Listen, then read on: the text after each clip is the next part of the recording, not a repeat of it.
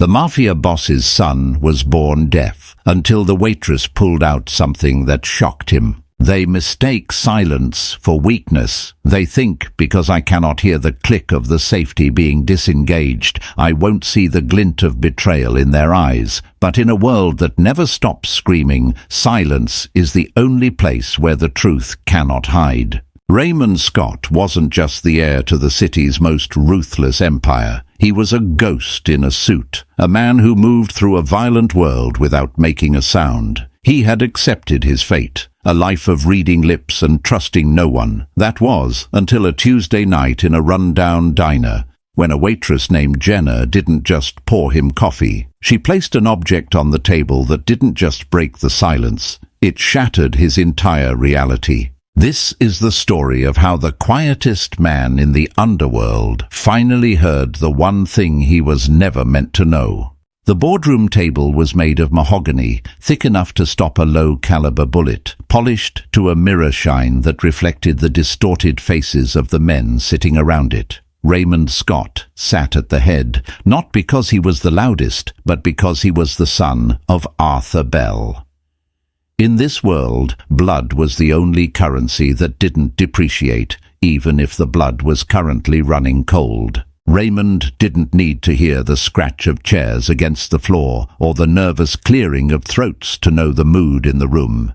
He felt it. He felt the vibration of a fist slamming down on the far end of the table. Philip Morgan. Raymond's eyes, a piercing, unnerving shade of steel grey, locked onto Philip's lips. Unfit. He's a cripple in a race of wolves. We are losing territory to the triads because he can't pick up a phone. Raymond didn't blink. He sat with a stillness that was unnatural, his posture rigid, his hands folded calmly over his vest. To his right sat Jack Thompson, his interpreter, bodyguard, and the only man Raymond would trust with a loaded gun behind his back. Jack's hands moved subtly beneath the table edge, hidden from the others, tapping out a rapid, tactile code against Raymond's thigh. But Raymond didn't need it. He could read Philip's aggression in the way the man's jugular vein distended. Raymond raised a single finger. The room, previously erupting in a cacophony of shouting that Raymond perceived only as a chaotic visual frenzy, fell still. Jack Thompson stood up, his voice gravel and iron. Mr. Scott notes that while he cannot use a phone, he has never failed to interpret a threat. He also notes, Philip, that you are sweating, and the triad shipment you claim we lost, it's currently sitting in your private warehouse in the docks. Philip's face drained of color, turning a sickly shade of ash. The silence that followed was absolute, even for the hearing men in the room. Raymond watched the panic set in. He enjoyed these moments. The silence was his domain. In the silence, people fidgeted. They revealed their tells. Philip looked to his left, at Leonard Brooks, seeking an ally. Leonard looked at the ceiling. Raymond tapped the table twice. Meeting adjourned. He stood, buttoning his charcoal suit jacket, and walked out of the room without looking back. He didn't need to hear the murmurs of fear or the shifting of allegiances. He knew Philip Morgan was a dead man walking. The only question was when Arthur Bell would give the order. Or perhaps Raymond would have to give it himself.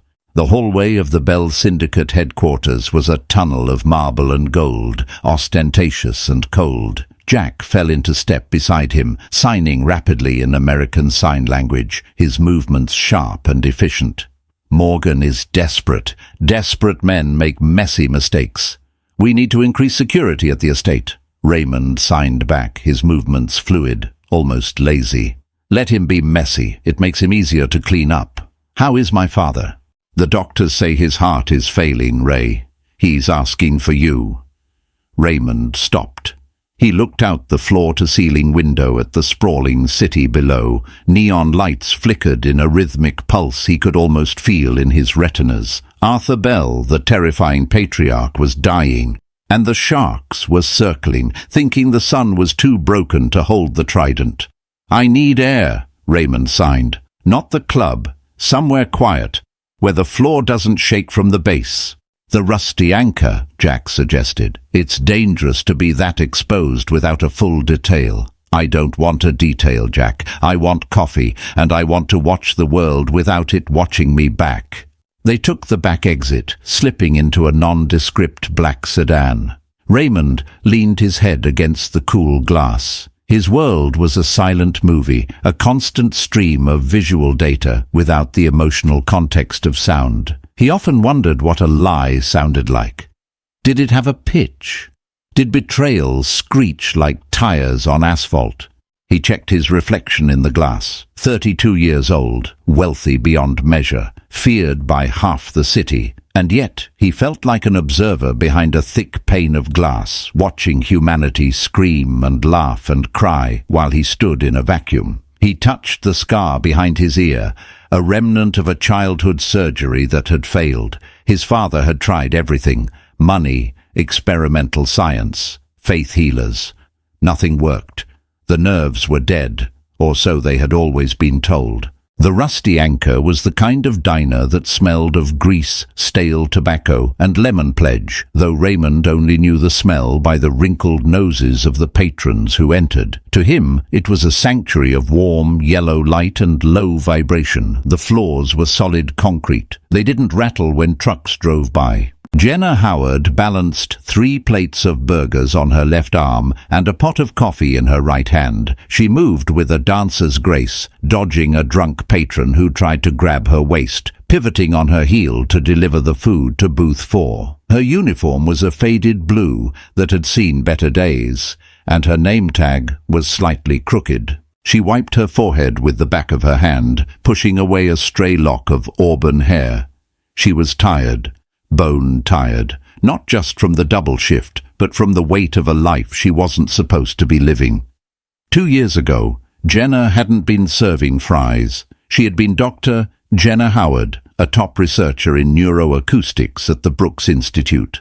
But one whistle-blown ethics violation regarding human trials later, she was blacklisted, sued into oblivion, and hiding in the anonymity of the service industry. She walked back to the counter, her eyes scanning the room. That's when she saw him. He was sitting in the corner booth, the one usually reserved for the drug dealers or the cheating husbands. But this man was neither. His suit cost more than the building. His posture was impeccable, almost military, and he was watching the door with an intensity that made shivers run down her spine. It was Raymond Scott. Jenna froze, the coffee pot hovering over a mug. She knew that face. Everyone in the city knew the face of the silent prince, but she knew him differently. She had seen his brain scans. Years ago, before her fall from grace, Arthur Bell had anonymously funded a research project she was leading. They had sent her files, encrypted, redacted files of a boy with profound sensorineural hearing loss. She had built a prototype for that boy, a specific device designed to bypass the damaged cochlea entirely and resonate directly with the temporal bone using a localized frequency algorithm. But the funding was pulled abruptly. The project was scrapped. She was told the subject had moved on. And now, here he was, the subject, the ghost in the machine. She watched as the large man next to him, Jack, she assumed, spoke to him. Raymond didn't look at Jack. He watched the reflection of the room in the napkin dispenser, then turned his head slightly to catch Jack's lips. Lip reading. He was relying entirely on sight. Jenna felt a sudden heavy weight in her apron pocket. It was there. It was always there. She carried it like a talisman, a reminder of the career she lost. The prototype. It looked like an antique silver pocket watch, heavy and engraved with intricate lattice work. But inside was a micro-transducer capable of vibrating bone at 20,000 hertz. "Jenna, table 6 needs a refill," the cook, a greasy man named Al, shouted from the pass. Jenna snapped out of her trance. She grabbed the pot and moved. As she passed Raymond's table, she slowed down. The large bodyguard tensed, his hand twitching toward his jacket. Raymond didn't move, but his eyes shifted to her. They were intense, intelligent, sad. She poured coffee into his cup. She made sure to stand directly in his line of sight so he wouldn't be startled. She offered a small, polite smile. Raymond nodded, a microscopic dip of his chin. She moved to the bodyguard. "Coffee for you, sir?" "Black," Jack grunted. She walked away, her heart hammering against her ribs. Why was he here? And more importantly, why was he still deaf? The prototype she had designed had a 94% projected success rate in the simulations. Why had Arthur Bell cut the funding if he loved his son so much, unless he didn't want his son to hear? The thought hit her like a physical blow. She retreated to the kitchen, leaning against the cold stainless steel of the fridge. If Arthur Bell had suppressed the cure, then Raymond Scott wasn't just a victim of genetics. He was a victim of his father's control. A deaf heir is dependent. A deaf heir needs a translator. A deaf heir can be manipulated. She touched the device in her pocket. It was warm against her hip. This was dangerous. If she intervened, she was stepping into the middle of a mafia family feud. She could disappear. Al would find her body in the dumpster next week, but she looked back through the serving window. Raymond was staring at his coffee, his isolation palpable in the crowded room. It was the same look she had seen in the mirror for the last 2 years, the look of someone screaming behind glass. She couldn't just serve him coffee. She had to know. The air in the diner changed at 10:15 p.m. It wasn't a sound. It was a shift in pressure. The front door swung open and 3 men walked in. They weren't dressed in Italian silk like Raymond. They wore leather jackets and denim, but the way they moved, predatory, sweeping the room, screamed violence. Jenna was behind the counter, wiping down the register. She saw Jack stiffen immediately. He tapped Raymond's arm hard once.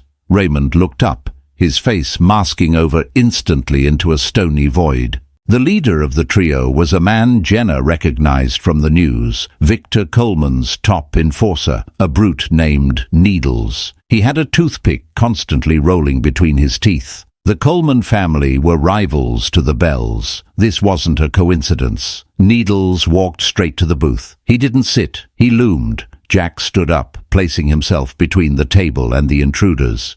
"You're a long way from the heights, Needles." "Just getting a late-night snack." Needles grinned, his teeth yellow. "And I heard the prince was holding court. Wanted to pay my respects." Jenna moved slowly toward the end of the counter, her hand gripping the silver watch in her pocket. The other patrons were sensing the trouble. Bills were being thrown on tables. People were scrambling for the exit. Needles leaned over Jack's shoulder, looking directly at Raymond. He exaggerated his mouth movements, mocking him. "Hello, Raymond. Daddy dead yet?" Raymond watched the man's mouth. He understood every word. He didn't react. He simply took a sip of his coffee. This infuriated Needles. The lack of fear was an insult. He slammed his hand down on the table, rattling the silverware. "I'm talking to you, freak." Jack moved to shove Needles back, and in a split second, guns were drawn. Jack had his service pistol out, aimed at Needles' chest. The 2 men behind Needles drew automatics. The diner erupted in screams. The remaining customers dove under tables. "Put it down, Jack," Needles snarled. We just want to talk. We have a message for Arthur. His time is up. The city belongs to Coleman now." Raymond stood up. He was tall, taller than Needles. He adjusted his cuffs. He looked at Jack and signed one word. "Wait." Raymond stepped around Jack, standing face to face with the man holding a gun. It was a suicide move.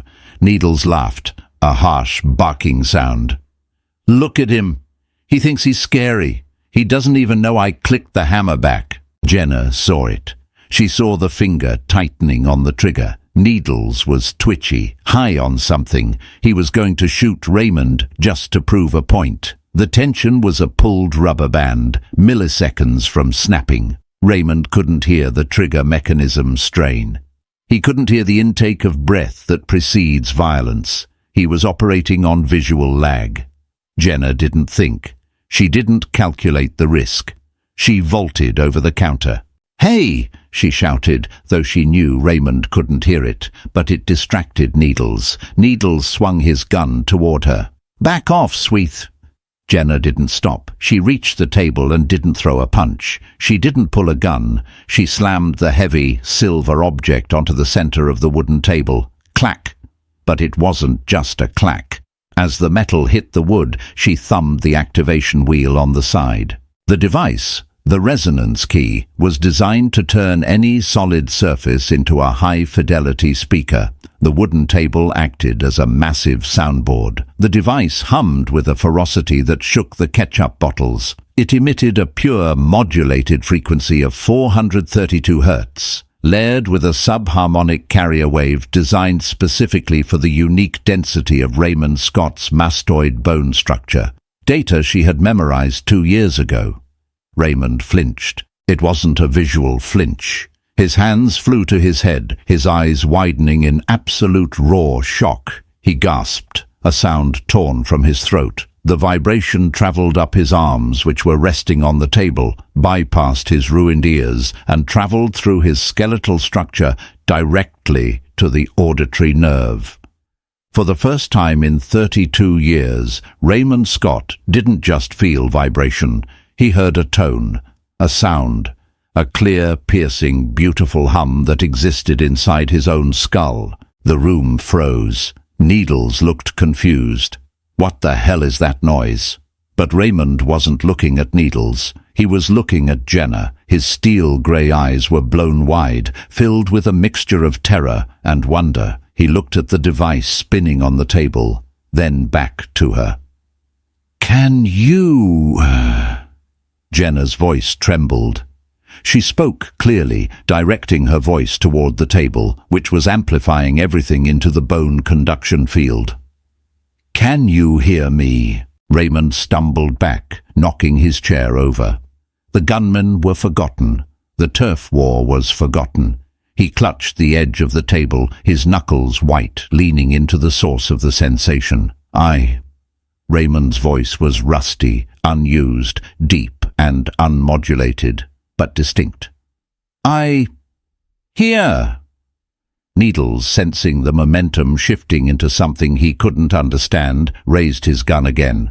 "Enough of this magic trick bullsh." Raymond moved. He didn't move like a deaf man reacting to a visual cue. He moved like a man who heard the leather of Needles' jacket creak. Without looking at the gun, Raymond grabbed a steak knife from the table and drove it through Needles' hand into the wood in one fluid, blurring motion. Needles screamed, dropping the gun.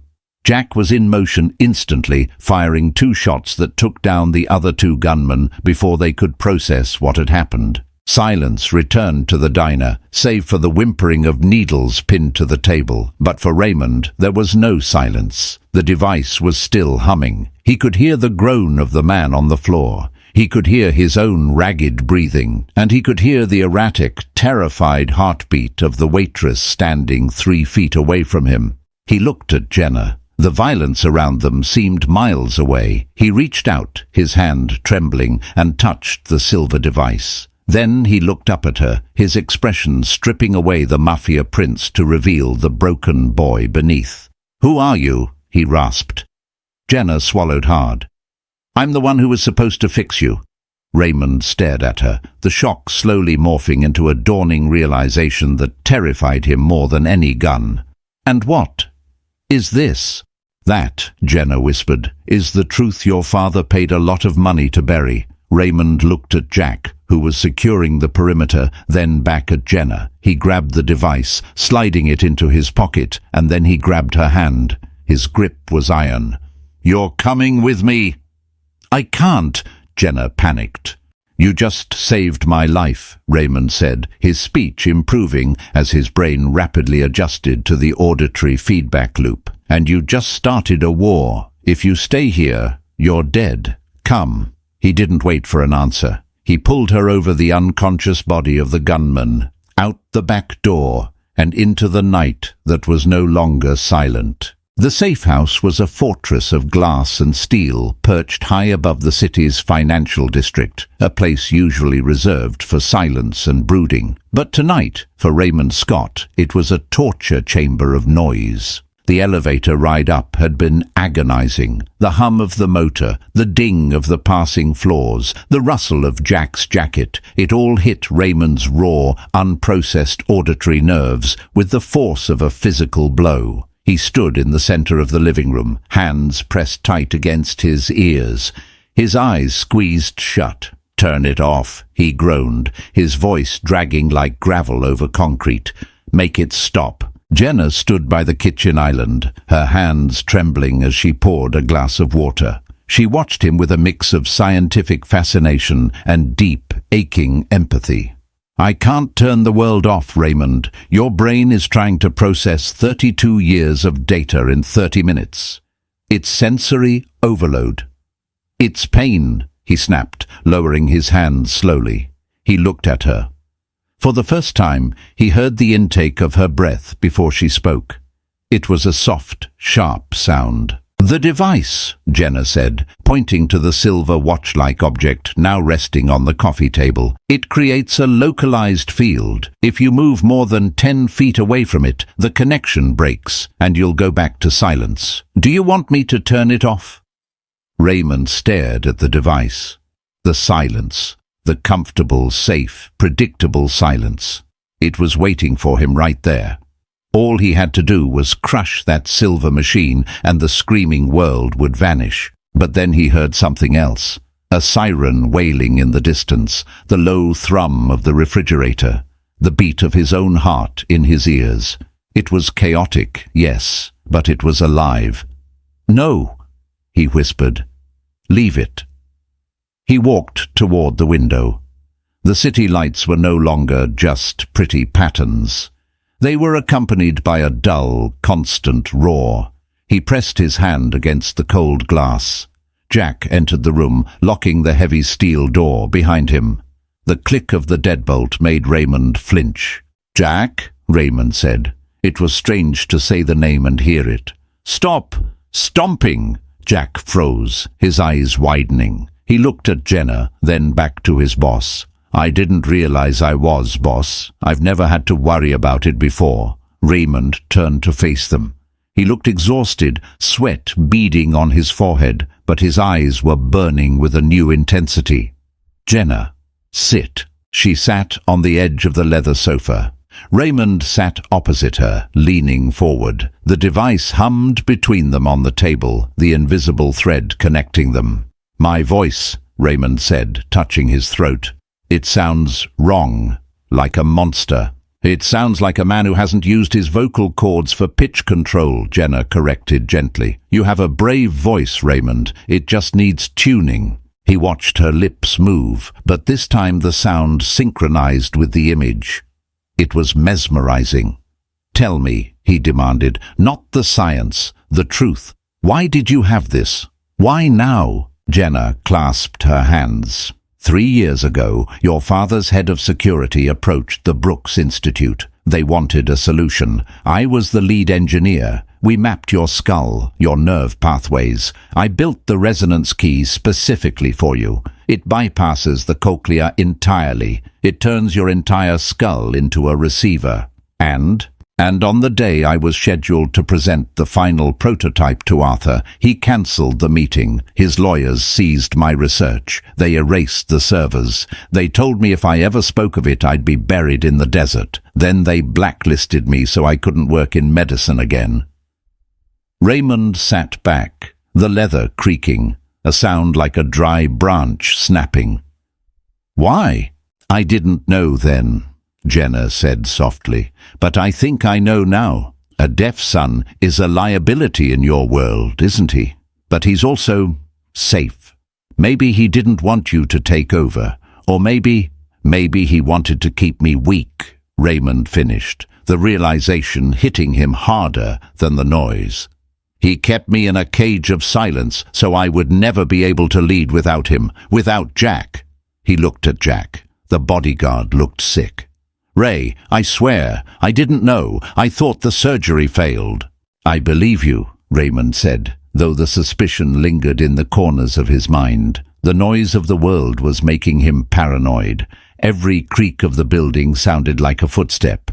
Every gust of wind sounded like a whisper. Suddenly, a sharp, piercing ring cut through the room. Raymond cried out, clapping his hands over his ears. "What is that?" he yelled. Jack pulled a burner phone from his pocket. "It's a phone, Ray. Just a phone." "Answer it." Jack flipped it open. He listened for a moment, his face hardening into stone. He looked at Raymond, then at Jenna. "It's your father," Jack said. "He's awake, and he knows about the diner." The drive to the Bell estate was a nightmare of auditory hallucination. Raymond sat in the back of the armored SUV, the resonance key clutched in his hand like a grenade. Every time the tires hit a pothole, the sound reverberated through his bones. Jenna sat next to him, her presence a grounding force in the storm. "Focus on my voice," she whispered. "Filter out the rest. It's called the cocktail party effect. Your brain will learn to prioritize." "It's too much," Raymond murmured. "The engine, the wind. Is the world always this loud?" "Yes, you just learn to ignore it." They pulled up to the iron gates of the estate. The guards waved them through, but Raymond noticed something he would have missed before. The crunch of gravel as the guards shifted their stance. The metallic slide of a rifle strap. Sounds of tension. They weren't being welcomed home. They were entering a lion's den. Arthur Bell was in the library, a room that smelled of old paper and brandy. He was sitting in a high-backed chair, an oxygen tube running under his nose, a blanket draped over his frail legs, but his eyes were sharp. Standing behind him was Philip Morgan. When Raymond walked in, flanked by Jack and Jenna, Philip smirked. "The prodigal son returns, and he brought the waitress who killed 2 of Coleman's men." Raymond didn't look at Philip. He looked at his father. For the first time, he heard the wheezing rattle of Arthur's breath. It was a pathetic, wet sound. "Father," Raymond said. Arthur's eyes widened. He hadn't heard Raymond speak with that kind of intonation since he was a toddler. "Raymond!" "I can hear you," Raymond said, his voice gaining strength, filling the room. "I can hear the clock ticking on the wall. I can hear the fire crackling, and I can hear your heart beating. Is it beating fast because you're dying, or because you're afraid?" Arthur's hand trembled on the armrest. "What have you done?" "I fixed what you broke." Raymond stepped forward, placing the silver device on the desk. It hummed against the wood, amplifying the scratching sound of Philip shifting his weight. "Why, Father? Jenna told me everything. You paid to keep me deaf." Arthur looked at the device, then at Jenna with pure venom. "You stupid girl! You have no idea what you've unleashed." "Why?" Raymond roared. The sound of his own anger was satisfying. "Because you are too soft," Arthur yelled back, his voice cracking. "You were born with a poet's heart in a killer's world. The deafness, it made you observant. It made you cautious. It kept you alive. If you could hear, you would have been corrupted by the lies of these men long ago. I kept you silent to keep you pure."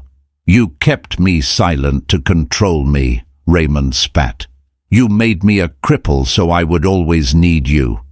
"I made you a survivor." Arthur coughed violently. Philip stepped forward, checking his watch. "This is touching, truly, but we have a situation. The Colemans are retaliation happy. They think Raymond ordered the hit at the diner. They've declared war." Raymond turned his head. He heard it, a faint click, a distinct mechanical click coming from Philip's pocket. "You're wearing a wire," Raymond said. The room went dead still. Philip froze. "Excuse me?" "I hear it," Raymond said, tilting his head. "Electronic feedback, high pitch, about 15,000 hertz. Most men your age can't hear it, but this device, it picks up everything." Raymond lunged. He didn't signal Jack. He didn't wait. He moved with the explosive speed of a man who had spent his life watching for physical cues. He slammed Philip into the bookshelf. books tumbled down with a thunderous crash. Raymond reached into Philip's pocket and ripped out a small black recorder. He threw it on the floor and crushed it with his heel. Crunch. "Who is listening, Philip?" Raymond snarled, pressing his forearm against Philip's throat. Philip choked, his face turning purple. It's not Coleman." "Who?" "It's the feds," Philip gasped. "I made a deal. I give them you. They give me the Empire." Arthur Bell let out a strangled cry. The betrayal was absolute. Philip Morgan, the second in command, had sold them out. "Jack!" Raymond shouted. Jack had his gun out, but the library doors burst open. 6 men in tactical gear swarmed in. Not police, not feds, mercenaries, Philip's private hit squad. "Kill them all!" Philip screamed, sliding out from under Raymond's grip. The library exploded into chaos. Gunfire in a confined space was deafening. To Raymond, it was the end of the world. The resonance key amplified the shots into concussive blasts that dropped him to his knees. He screamed, clutching his head, his vision blurring. "Raymond!" Jenna dove for him, tackling him behind the heavy oak desk just as bullets shredded the wood where his head had been. I can't think," Raymond yelled, the ringing in his ears agonizing. "Focus on me." Jenna grabbed his face, forcing him to look at her. "Turn the gain down. The wheel on the side. Scroll it down." Raymond fumbled with the device in his pocket, spinning the small wheel. The volume of the world dropped. The gunshots became dull thuds. The screaming became distant. He could function. He looked over the desk. Jack was behind a leather armchair, firing with precision, taking down one mercenary. But there were too many. Arthur was slumped in his chair, blood staining his chest. A stray bullet. The patriarch was gone. "We have to go!" Jack yelled, reloading. "The secret passage behind the bookcase." Raymond grabbed Jenna's hand. He looked at his father's body for 1 second, a second of silence in the chaos, and then he ran. They scrambled through the hidden panel as wood splinters rained down on them. The passage was dark, narrow, and smelled of dust. They ran down the stone steps, the sounds of pursuit echoing behind them like the footsteps of ghosts. "They're close," Raymond whispered. "I can hear them breathing." "Keep moving," Jack urged. They burst out into the underground garage. Jack's car, a modified sedan, was waiting. "Get in!" As they peeled out of the garage, tires screeching, a black van blocked the exit. "Hold on!" Jack shouted. He didn't brake. He gunned the engine. Raymond heard the engine rev, a beastly, powerful roar. He saw the collision coming. Crash. Metal screamed against metal. The sedan plowed through the van's rear axle, spinning it out of the way. They shot out onto the main road, the city lights blurring past. Raymond sat in the back, panting. He checked Jenna. She was shaking, a cut on her cheek, but alive. "My father is dead," Raymond said. The words hung in the air, heavy and final. "I'm sorry, Ray," Jack said from the front, his eyes on the rearview mirror. "Philip, he planned this perfectly. He used the diner incident to trigger the coup." "He thinks I'm weak," Raymond murmured. He touched the device in his pocket. He turned the gain back up just a little. He wanted to hear the city. He wanted to hear the enemy. "Where are we going?" Jenna asked, her voice small. "We can't go back to the penthouse," Jack said. "They'll know about it. We have to go to the safe house in the marshlands. It's off the grid." "No," Raymond said. Jack looked back. "Boss?" "Philip expects me to run. He expects the deaf boy to hide in a hole." Raymond looked out the window. He listened to the sirens wailing in the distance, the sirens that were likely coming for him, framed for his father's murder. "What are we doing then?" Jack asked. Raymond looked at Jenna. She'd given him the most dangerous weapon in the world, the ability to hear the truth. "Pull over," Raymond said.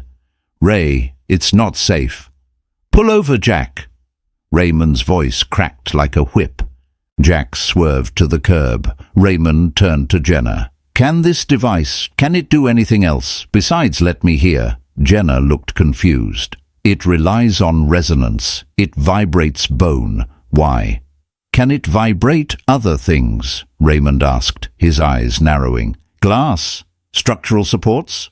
Other people's skulls? Jenna's eyes widened. Theoretically, if we bypassed the safety limiters and hooked it up to an external amplifier, it could act as a sonic weapon. It could shatter windows. It could disorient anyone within a 50-foot radius, but it would burn out the core in minutes.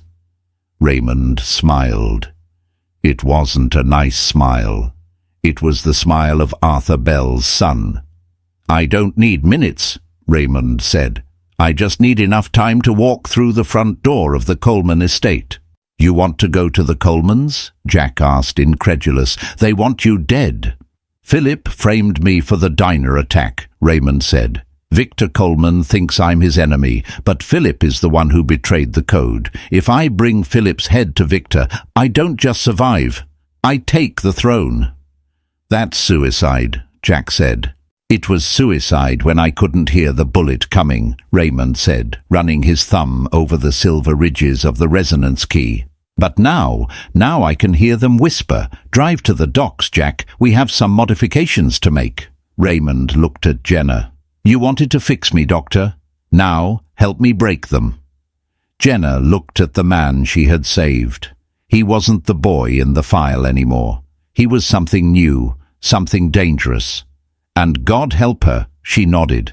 The abandoned shipyard on the city's industrial fringe was a graveyard of rusted iron and rotting wood, a place where the city's waste went to die. To the outside world, it was a tomb of silence. But to Raymond Scott, it was a chaotic, overwhelming symphony. For 32 years, this place would have been a visual landscape of grey shadows and jagged shapes. Now, it was alive. The rhythmic lapping of oily water against the hollow metal pylons sounded like a heartbeat. The distant groan of a settling crane, metal shearing against metal, sounded like a dying beast. Even the hum of the halogen worklight Jack had rigged up grated against his nerves, a high-pitched mosquito whine that most people filtered out, but Raymond devoured. He was greedy for every vibration, every frequency, terrifyingly aware that his time in this world of sound was ticking away. He sat on a splintered wooden crate, watching Jenna work.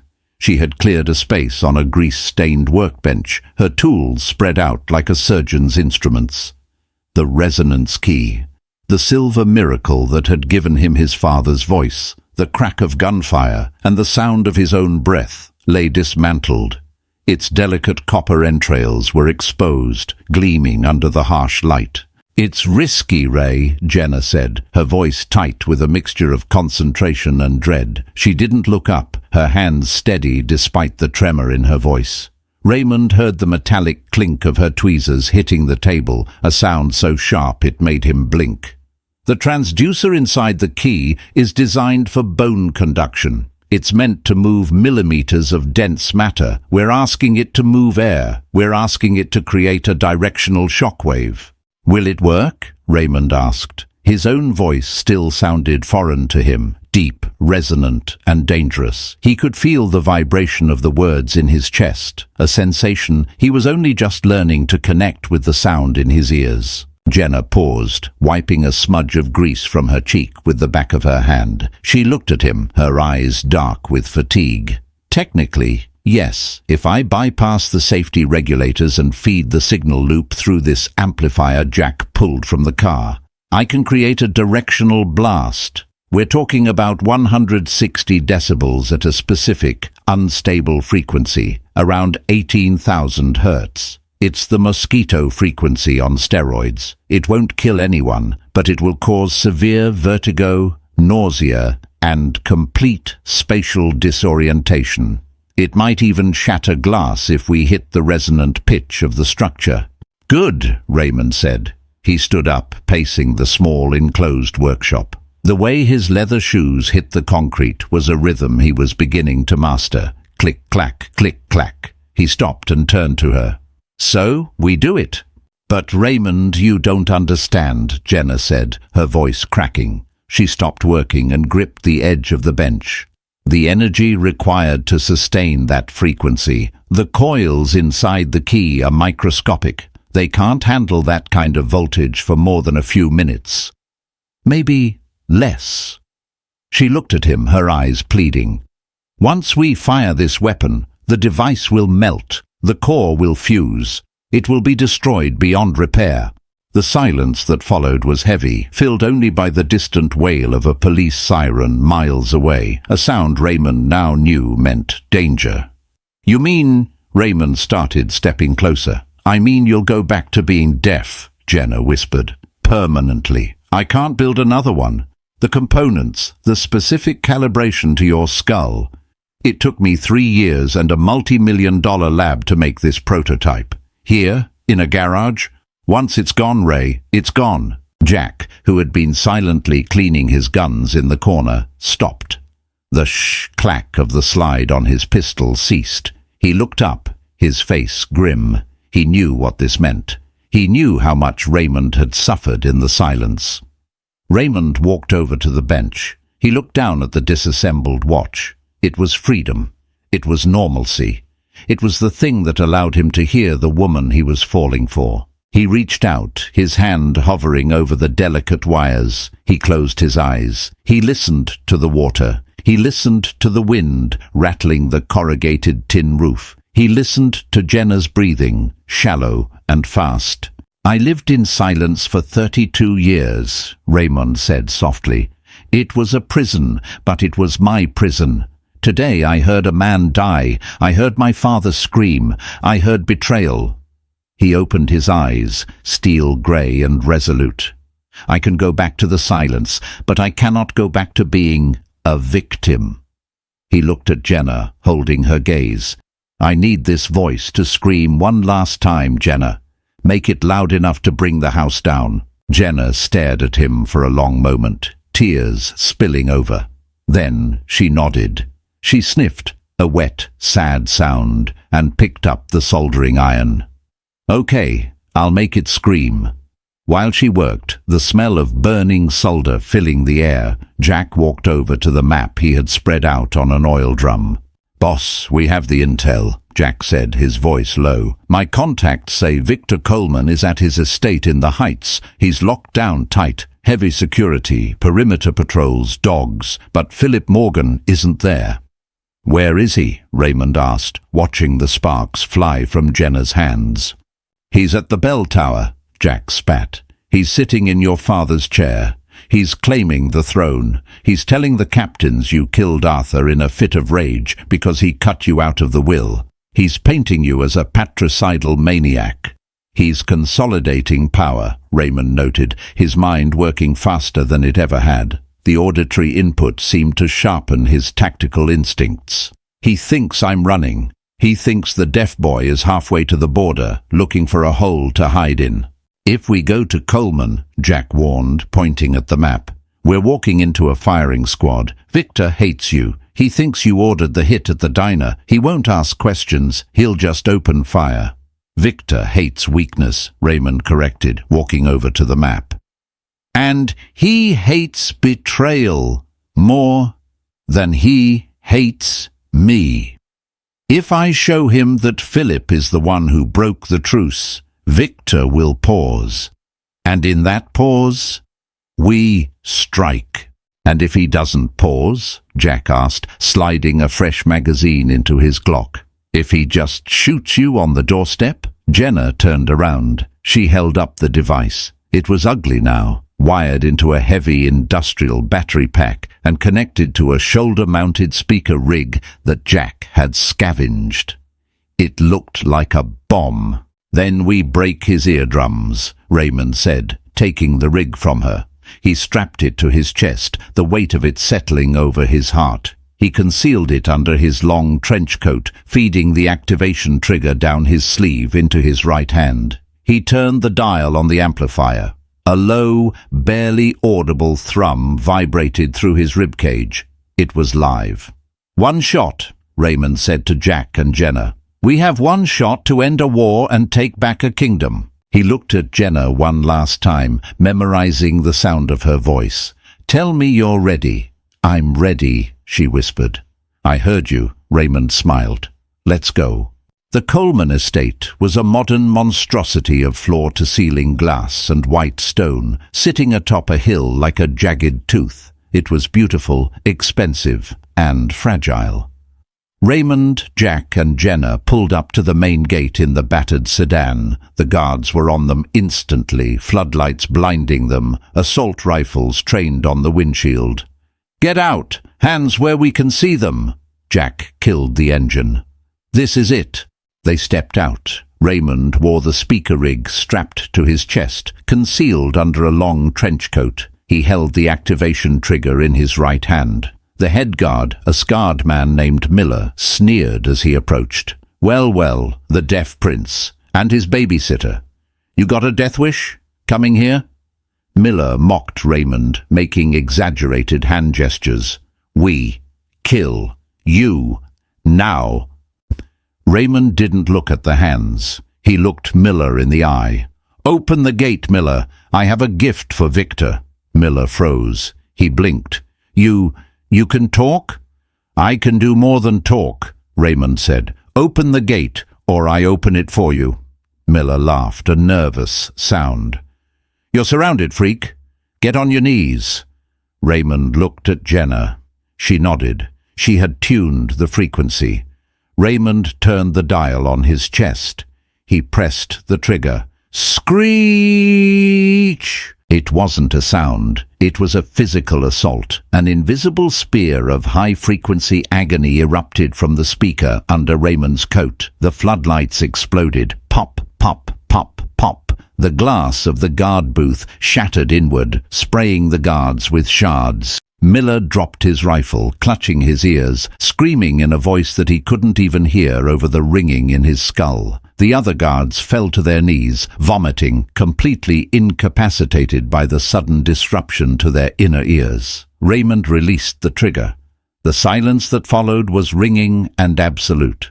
"Jack," Raymond said calmly, "drive." They drove past the writhing guards, up the winding driveway, right to the front door. The massive glass facade of the house loomed over them. Inside, they could see movement, panic. Raymond walked to the front door. He didn't knock. He kicked it open. Victor Coleman stood in the grand foyer, surrounded by 10 armed men. He was wearing a silk robe, a cigar dropping from his mouth. He looked at the guards outside, then at Raymond. "What the hell is going on?" Victor roared.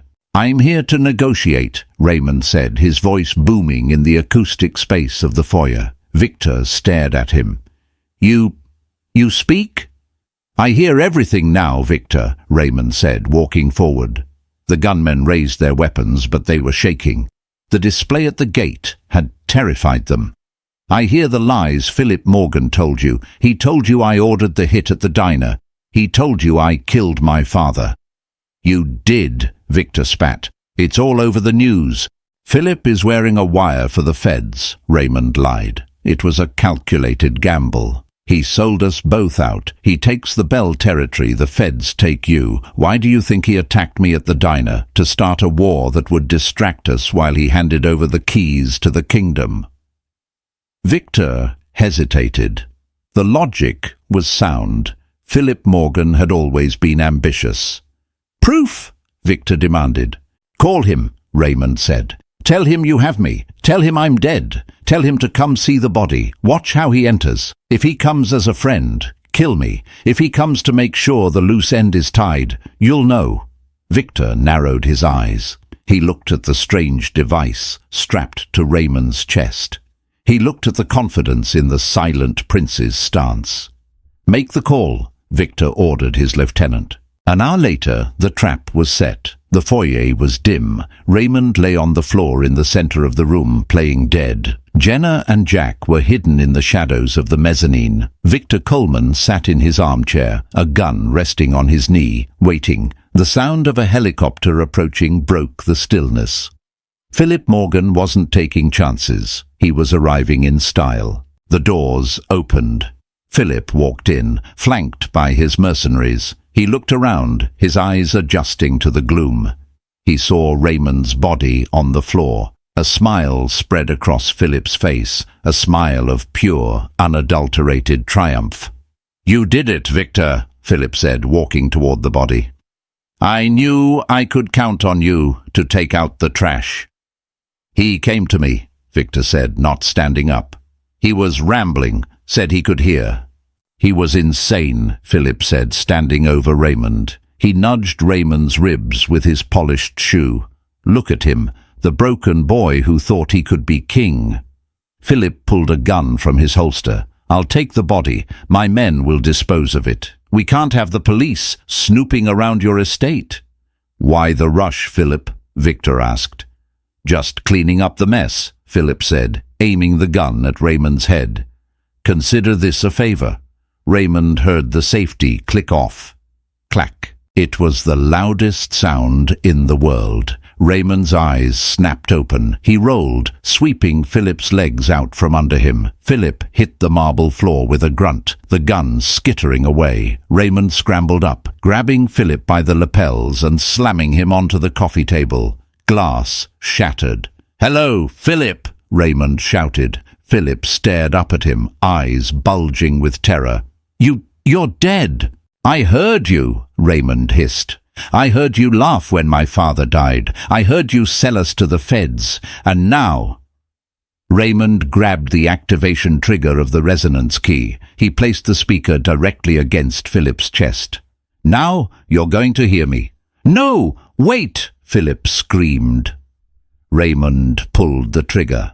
The blast was contained, directed straight into Philip's sternum. It didn't break bones, but the sonic resonance hit his lungs and heart with the force of a sledgehammer. Philip convulsed, his breath seized from his body, his eyes rolling back in his head as the frequency scrambled his equilibrium. Raymond held it for 3 seconds. Then he let go. The device sparked, smoked, and died. The hum that had been Raymond's constant companion for the last few hours faded into a high-pitched whine, and then silence. The world went mute. Raymond stood up. He saw Victor Coleman standing, shouting something. He saw Jenna running down the stairs, her mouth moving. He saw Jack holding a gun on Philip's mercenaries, who had surrendered. But Raymond heard nothing. The silence was back. Heavy, thick, absolute.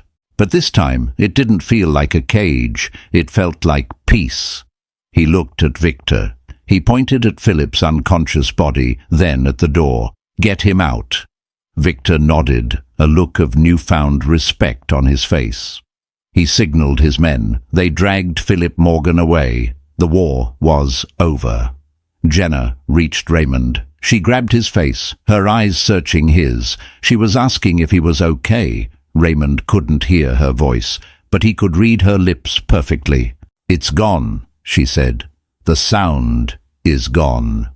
Raymond smiled. He took her hand and placed it over his heart. He tapped his chest twice. "I feel it." The boardroom of the Bell Syndicate was quiet. The mahogany table was polished. Raymond Scott sat at the head. He didn't need to shout to be heard. He didn't need to slam his fist on the table. The captains sat in respectful silence, watching his hands. Jack stood to his right, translating the sign language. "We have peace with the Colemans," Raymond signed, his movements precise and authoritative. "We are moving our assets out of narcotics and into technology, legitimate technology." He looked down the table. The fear was gone from the room, replaced by loyalty. They weren't following him because of his bloodline anymore. They were following him because he was the man who had walked into the lion's den and screamed the house down. The meeting adjourned. The men filed out. Jenna was waiting by the window. She wore a lab coat now, her name badge reading Director of Research, Bell Audio Neurology. Raymond walked over to her. He couldn't hear the city traffic below. He couldn't hear the hum of the air conditioning. But as he wrapped his arms around her waist and pulled her close, he didn't miss the sound. He looked at her lips. "Ready to go home?" she asked. Raymond nodded. He kissed her, a long, slow kiss that needed no translation. He'd spent his life listening for the things he couldn't hear, but in the end, he realized he didn't need to hear the world to own it. He just needed to know when to break the silence. And for the mafia boss's son, silence was no longer a weakness. It was the deadliest weapon of all. And that is the incredible story of Raymond Scott, the Silent King. From a deaf outcast to the most powerful man in the underworld, all because one waitress dared to break the rules. If you enjoyed this story of suspense, betrayal and romance, please smash that like button. It really helps the channel. Don't forget to subscribe and hit the notification bell so you never miss a new story. What did you think of Jenna's invention? Let us know in the comments below. Thanks for watching and see you in the next video.